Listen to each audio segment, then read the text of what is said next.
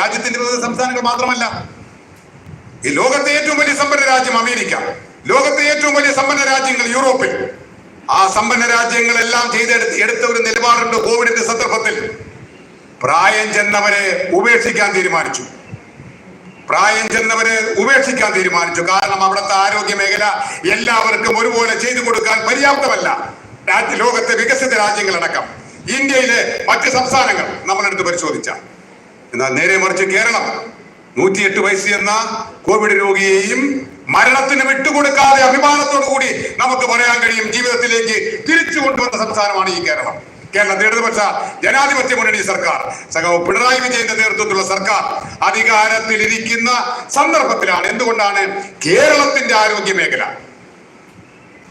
മറ്റ് ലോകത്തോട് കിടപിടിക്കുന്ന സംവിധാന സൗകര്യങ്ങളുള്ള ആരോഗ്യ മേഖലയാണ് നമ്മുടെ കേരളത്തിന്റെ ആരോഗ്യ മേഖല.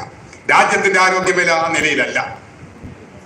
ഇപ്പൊ കഴിഞ്ഞ 2-3 ദിവസം ഇന്നലെ എങ്ങനെയാണെന്നോ കോട്ടയം മെഡിക്കൽ കോളേജിൽ 60 വർഷം പഴക്കമുള്ള ഒരു കെട്ടിടം ഇടിഞ്ഞു വീണു. ആ കെട്ടിടത്തിൽ രോഗികളെ കിടത്തേണ്ടെന്ന് നേരത്തെ തീരുമാനമെടുത്തു. അവിടെ 400-500 കോടി രൂപ ചെലവാക്കി പുതിയ കെട്ടിടത്തിന്റെ പണി പൂർത്തീകരിച്ചു. ആ കെട്ടിടത്തിന്റെ ബാത്റൂം അടച്ച് ഇട്ടിരുന്ന ബാത്റൂമാണ്. അവിടെ ഒരു കൂട്ടുകിരിപ്പ് വന്ന ഒരു സഹോദരി ദാരുണമായി ആ കെട്ടിടം ഇടിഞ്ഞു വീണതിന്റെ ഭാഗമായി മരണപ്പെടുകയാണ്. ഒരിക്കലും ഉണ്ടാകാൻ പാടില്ലാത്ത ആ മരണത്തെ ഇവിടെ പ്രതിപക്ഷമടക്കമുള്ള, ഞാൻ നേരത്തെ സൂചിപ്പിച്ച BJP അടക്കമുള്ള മരണ വ്യാപാരികൾ, വസ്ത്രവ്യാപാരികൾ എന്ന് നമ്മൾ പറയും സാധാരണ നിലയിൽ, അതുപോലെ മരണ വ്യാപാരികളായി ഇവർ മാറുകയാണ്. മരണത്തെ എങ്ങനെ നമുക്ക് കച്ചവടമാക്കി മാറ്റാം? നമ്മുടെ വീട്ടിലൊരു ദുഃഖമുണ്ടാകുമ്പോൾ, നമ്മുടെ വീട്ടിലൊരു സങ്കടം വരുമ്പോൾ, നമ്മുടെ വീട്ടിലൊരു വിഷമം വരുമ്പോൾ ഓടി വന്ന് ആശ്വസിപ്പിക്കേണ്ടവർ ആ സന്ദർഭത്തെ തങ്ങളുടെ രാഷ്ട്രീയത്തിന് വേണ്ടി ഉപയോഗിക്കാൻ കഴിയുമോ എന്ന മാതൃകയായി നമുക്ക് മാറ്റിയെടുക്കാൻ കഴിഞ്ഞത്.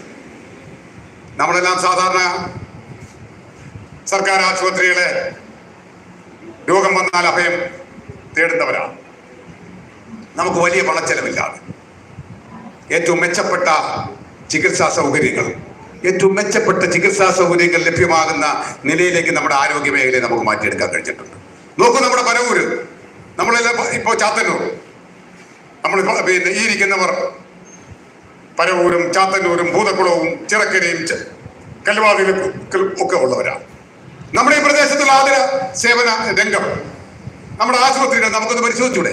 ഇപ്പൊ പാരിപ്പള്ളി മെഡിക്കൽ കോളേജ് ഈ ഗവൺമെന്റ് വന്നു. ഉമ്മൻചാണ്ടിയുടെ കാലത്ത് പാരിപ്പള്ളി മെഡിക്കൽ കോളേജ് തറക്കല്ലിട്ട് മെഡിക്കൽ കോളേജ് എന്ന ബോർഡ് വെച്ച് പോയി.